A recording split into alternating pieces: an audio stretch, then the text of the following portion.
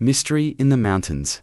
The Truth About the Donner Party, 1846. On January 12, 1847, a piercing cry echoed through the Sierra Nevada mountains through the biting morning frost. Jagged peaks cast long shadows over a small Maidu village where a terrified boy, wrapped in animal pelts, stumbled out of the dense forest, his face contorted with fear, his lungs heaving as he gestured wildly toward the darkness between the trees.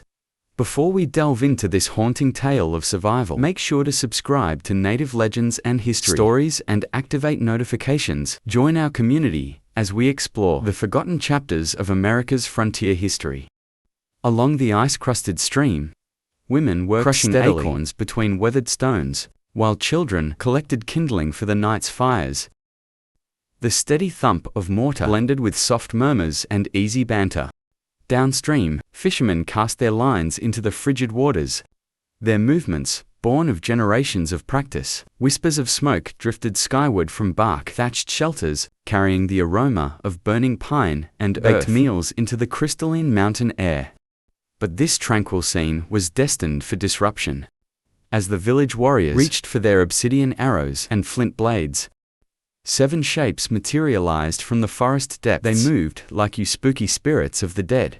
The Maidu whispered, souls condemned to eternal wandering. Their emaciated bodies hung with decaying rags. Flesh shrunk tight against jutting bones. Feeble eyes peered from sunken faces, glazed with ice and filth. Frozen droplets of blood marked their wavering path. These weren't spirits though. They bordered on the ethereal. The 7 survivors, 2 men and 5 women, swayed on unsteady legs, their shredded garments barely holding together, provided no shield from the mountain's fury. Frost-bitten fingers stretched outward in silent plea, as strange words spilled from their split and bleeding mouths. The village healer, was called forth immediately. As he studied these walking wraiths, even his seasoned gaze registered disbelief. These were white travelers. Yes, but what had transformed them into such hollow shells? What mountain demons had stripped away their humanity, leaving only these desperate shadows? The Maidu, their hearts moved by mercy, welcomed them without question. They had no way of knowing the unspeakable acts these survivors had performed to reach their village. No way of knowing that these 7 were the remnants of 17 who had embarked weeks before. And no way of knowing that the crimson stains on their clothing told a story far darker than simple survival. This is the saga of the Forlorn Hope, a chronicle of desperation, endurance, and the devastating choices humans make when pushed beyond their breaking point. But, deeper still, it's a narrative of prejudice, betrayal, and the bitter truth that salvation sometimes comes too late. What forces drove these souls to such extremes? What fate befell those who vanished along the way?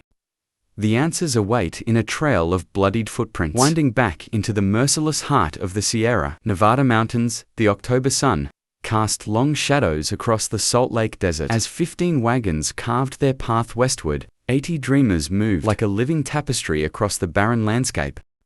Mothers cradling infants wrapped in hand-sewn quilts. Fathers scanning the horizon with weary determination. Children chasing tumbleweeds between creaking wheels. Maps spread across wagon seats showed California as a promised land of endless opportunity. Sarah Foster pressed a dried flower between the pages of her journal, imagining gardens that would bloom year-round in their new home. Behind her, James Reed's wagon carried a polished writing desk, a symbol of the civilized life they hoped to build. In the West, the wagon train moved like a slow-motion dance, wheels rising and falling over sun-baked earth, oxen swaying in their yokes. Women gathering dried buffalo chips for evening fires. 6 months of travel had taught them its rhythm. The morning bustle of the long hours of walking, the evening ritual of circling wagons. Their bodies bore witness to the journey's toll. Sunburned faces, cracked hands, clothes patched and repatched. Then came the letter that would seal their fate. Ransford Hastings, a name whispered around campfires like a promise, had blazed a new trail 40 days shorter. The letter claimed, its creased pages passing from hand to hand, a straight shot through to California. The words sparked hope in tired eyes, drowning out the quiet voice of caution. The shortcut became their undoing. Wagon wheels splintered against unseen rocks. In the Wasatch Range, Axes rang against granite as they carved a path where none existed. Each mile claimed its price. Broken axles, abandoned furniture, precious water barrels running dry. The desert stretched before them like a furnace, each step drawing them deeper into its deadly embrace. Time slipped away like water through their fingers. What should have been a 40-day saving became a 6-week delay. October winds carried the scent of snow from distant peaks, while their supplies dwindled with each passing sunset. Salvation arrived with a jingling of mule bells. Charles Stanton emerged from the desert haze, leading 7 laden mules and 2 figures whose presence would change everything. Louis and Salvador moved like shadows across the landscape, their moccasined feet leaving barely a trace in the desert sand. The 2 Maoic guides carried their missionary, given names like borrowed clothes. Louis, whose true name was stood tall at 28, his eyes holding the quiet wisdom of mountain trails and hidden springs. Salvador, born Emma, was younger, at 19, but his hands already bore the calluses of a lifetime, reading the land's secret language. They worked in seamless tandem, Salvador reading weather patterns and morning clouds, Louis identifying safe camping spots with a glance. Their knowledge wasn't learned from books, but absorbed through generations of tribal wisdom. Each evening, they would withdraw to their own fire, speaking softly in their silhouettes merging with the gathering darkness. The emigrants watched them with mixed emotions. Some saw angels of mercy, sent by John Sutter himself to guide them to safety. Others muttered behind raised hands, questioning whether these savages could be trusted. Yet none could deny their skill as they led the wagon train through hidden valleys and along ancient tribal paths. But even their expertise couldn't overcome nature's timeline. The Sierra Nevada stood before them like a wall of stone and ice, its peaks already wearing winter's white mantle. Louis and Salvador exchanged increasingly glances as they studied the mountain passes. Their people had crossed these ranges for countless generations, but never this late in the season. Each attempt to cross the mountains ended the same way. The guides would lead them up, promising valleys, only to be driven back by howling winds and blinding snow. The party retreated to where abandoned cabins offered temporary shelter. They watched helplessly as winter sealed their fate, turning familiar trails into deadly traps of ice and snow. The mountains that Louis and Salvador knew, like their own heartbeats, had become an impassable barrier, and the worst of their journey was still to come. Winter's siege of Truckee Lake intensified with each passing day. The shoreline bristled with makeshift shelters, abandoned cabins claimed by the fortunate, hastily built leaned to sway in the bitter wind, and canvas tents buckling under mounting snow. Each morning, fresh powder sealed them further from the world beyond, turning their sanctuary into a frozen vault. The double cabin, largest among the structures, stood as a monument to desperate cooperation. Within its rough-hewn walls, families struggled to maintain the facade of civility while watching their supplies diminish. Every cough echoed through the confined space. Every whispered conversation carried undertones of fear. Children huddled together for warmth, their thin frames shivering. Despite layers of threadbare blankets, footprints in the snow mapped out their shrinking world. A narrow path led to the lake, where fishing holes quickly froze over. Another trail snaked into the timber, where the search for firewood became more desperate each day.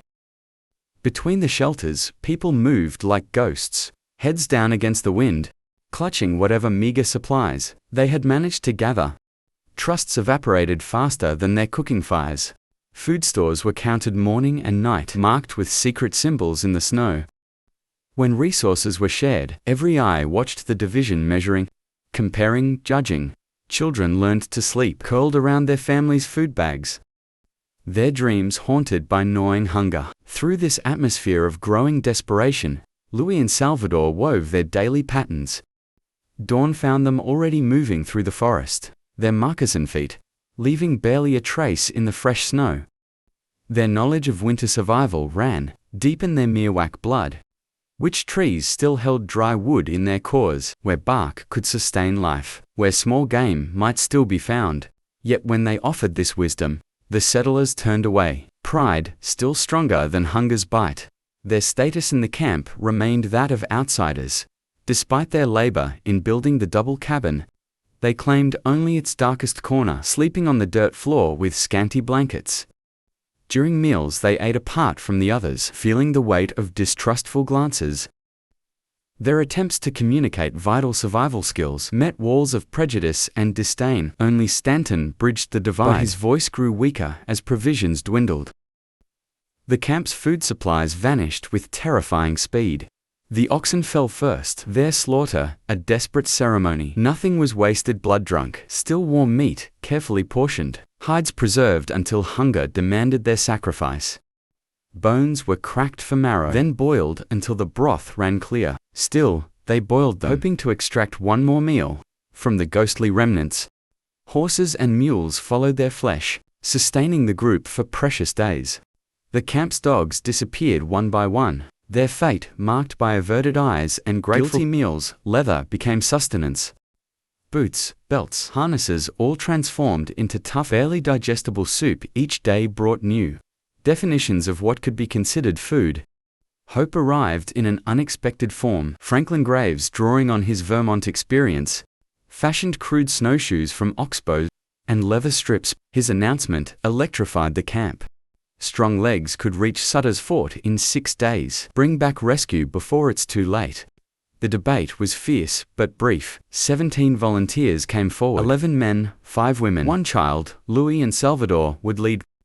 Their previously scorned expertise, now valuable as gold. Stanton, despite failing, vision joined without hesitation. Their provisions were pathetically inadequate. 6 days of starvation rations, dried meat strips, mere handfuls of cornmeal.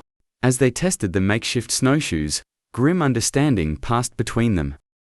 6 days. Food could never fuel a 90-mile mountain crossing. The rescue party faced a brutal choice. Swift success or decisions too horrible to voice. Yet staying meant certain death for all.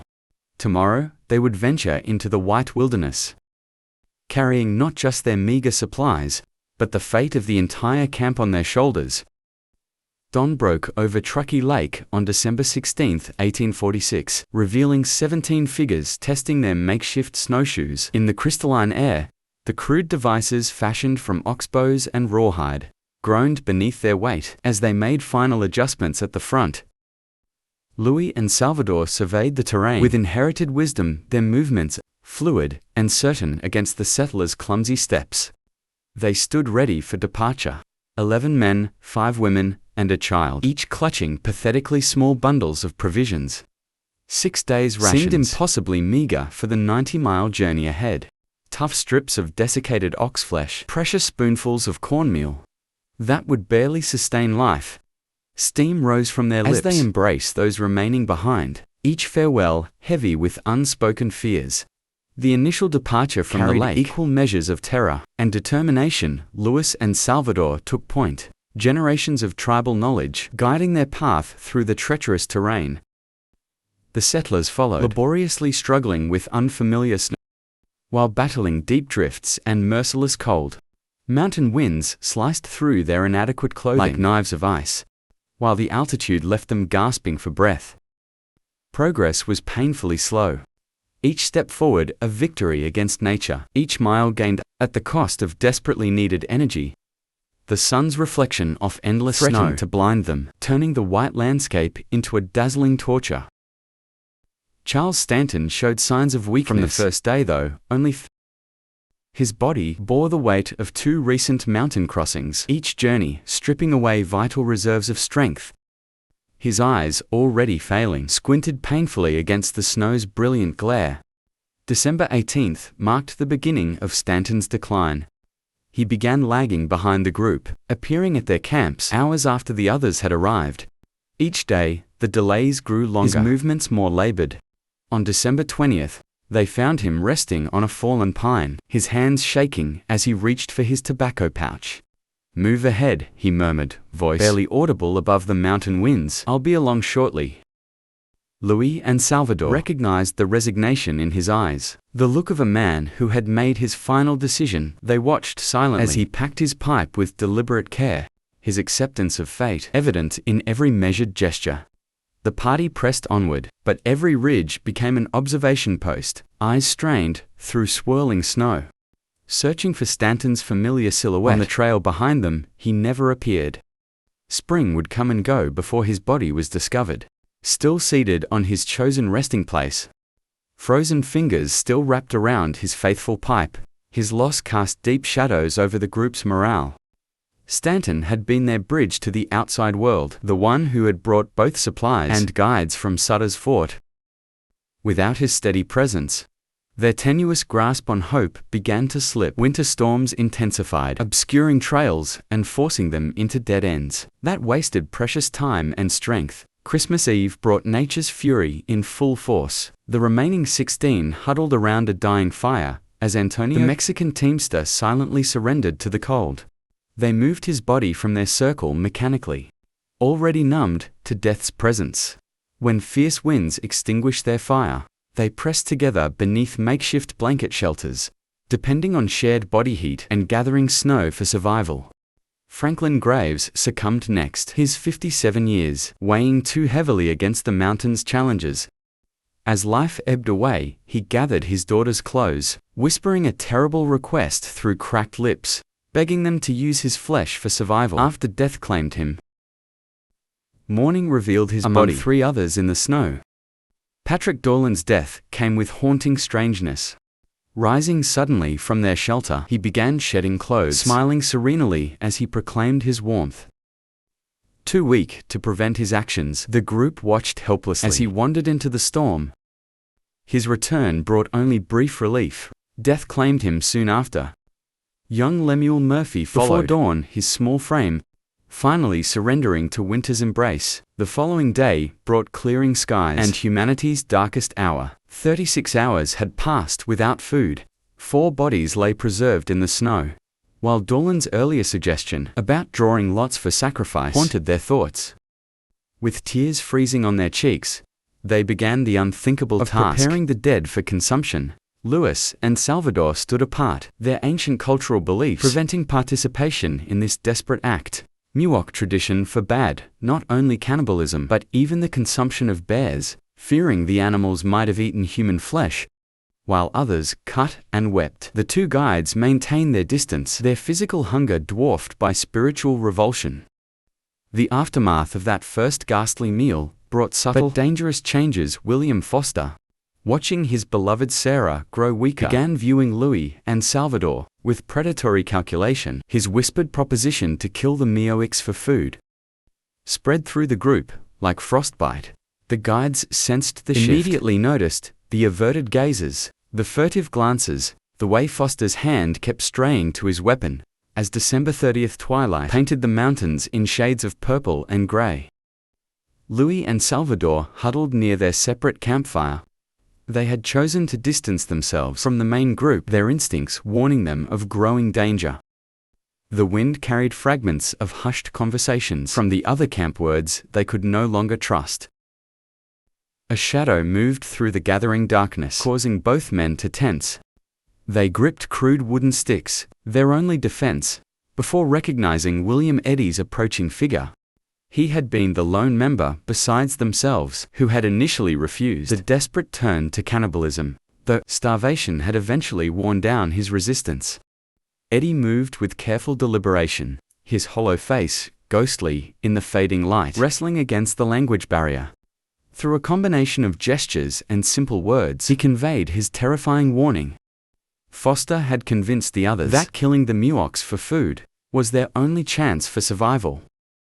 The same desperate arithmetic that had justified consuming the dead now targeted the living. Louis and Salvador absorbed this news in heavy silence, doubt flickering across their exhausted faces. They had sensed the shift in atmosphere, caught the predatory glances, noticed Foster's increasingly obvious attention to his weapon. Still, some part of them resisted, believing that those they had struggled to help would turn against them with such calculated cruelty. Yet Eddy's frantic sincerity could not be dismissed. The threat transcended any difficulties of translation. Death stalked them now, in human form. As night claimed the mountain, the 2 Miwoks reached their decision. They would slip away in darkness, trusting their ancestral knowledge of these peaks to guide them to safety. They pushed through the night, leaving crimson footprints in their wake. 9 days passed without sustenance, each step draining their dwindling reserves. Though civilization might have been near, their bodies were failing. They resorted to foraging along a creek bed, searching for the acorns and grubs that had sustained their ancestors through countless winters. The crunch of approaching footsteps found them, collapsed in the snow, too weak to flee. 7 gaunt figures, all that remained of the group they had guided, passed by without acknowledgement. Lewis and Salvador lay still, perhaps daring to hope the danger had passed. Foster's return shattered that hope. He stood alone, flintlock ready. They could only watch, too exhausted for resistance or escape. Lewis lifted his head at the weapons click, perhaps still unable to grasp this final treachery. The shot echoed across the wilderness, leaving him motionless in the gathering snow. Salvador stretched toward his fallen friend, a last futile gesture of solidarity. The second shot ended his reaching forever. Foster worked with practiced efficiency, preparing their bodies, as he had learned in weeks of desperate survival. The others returned, and together, they consumed the flesh of men who had tried to save them. 7 figures emerged from the wilderness on that January morning, their appearance shocking the peaceful Maidu village. The natives' immediate offering food, warmth, and shelter stood in stark contrast to the bloody deeds that had marked the survivors' journey. These same hands that now accepted bowls of healing had soup just days before taken the lives of those who tried to save them. The survivors' story spread quickly through the settlements. At Johnson's ranch, where they finally found proper medical care, careful omissions marked their retelling. The fate of Lewis and Salvador remained obscured behind vague explanations and averted eyes, some claimed. The Miwoks had already been dead when found. Others suggested they had been near death anyway.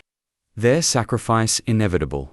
William Foster's role in the tragedy underwent a dramatic transformation. In public narrative, his killing of Lewis and Salvador, rather than being questioned, became celebrated as an act of necessity. The prevailing attitudes of the time painted him not as a murderer, but as a hero. A man who had made the hard choice, needed to save his wife and companions. The 1879 publication McLuhan's History of the Donner Party crystallized this perspective. His words dripped with justification. Was it murder? No. Every lawbook, every precept of that higher law, self-preservation, demanded the deed. The Indians were past all hope of aid. They could not lift their heads from their pillow of snow. It was not simply justifiable, it was duty. These words revealed more than just M.C. Lauchlin's view of the events. They laid bare the deep-seated prejudices of the era, where the lives of 2 Native Americans weighed little against white survival. The same society that recoiled in horror at the consumption of white settlers found ways to rationalize and even praise the murder of indigenous guides. For the survivors, life continued with the weight of their choices. Foster and Eddie, despite their opposing roles in the fate of Lewis and Salvador, found themselves working together in subsequent rescue efforts. They joined parties heading back to Truckee Lake, pushing through the same brutal conditions that had claimed so many lives. Their shared experiences bound them together, even as the memories haunted their nights. Yet the psychological toll proved impossible to escape. Many survivors reported recurring nightmares, their sleep broken by visions of snow-covered mountains, faces of those they had lost or consumed. Some turned to alcohol, others to religion, seeking ways to cope with memories too heavy to bear. Sarah Foster, for whose survival her husband had killed, lived with that knowledge until her death. William Eddy carried the burden of his failed warning, his nights haunted by thoughts of what might have been if Louis and Salvador had fled sooner, or if he had found some way to protect them. The true tragedy lay not just in the deaths of Louis and Salvador, but in how easily society dismissed them. To men who had left their tribe to help strangers, who had shared their generations of knowledge, who had worked tirelessly to guide others to safety, were reduced to mere statistics. Their deaths justified by the convenience of racial prejudice. Their story stands as a dark reminder of humanity's capacity for both compassion and cruelty. In the isolated peaks of the Sierra Nevada, these opposing forces played out their deadly dance. The Maidu's immediate acceptance of the survivors demonstrated one path, Foster's bullets showed another. Between these extremes lay the complicated truth of human nature, pushed to its limits. The mountains where Lewis and Salvador died still stand indifferent to the dramas that unfolded in their shadows. Their slopes hold no markers for the two Milwaukee guides, no monuments to their sacrifice. Yet their story demands remembrance, not just as victims of desperate circumstances, but as men who upheld their principles until the end, who refused to participate in their culture deemed unthinkable, and who paid the ultimate price for their conviction. If you're moved by stories that reveal the complex layers of American history, subscribe to Native Legends and History. Stories help us preserve and share these crucial narratives that shaped our past.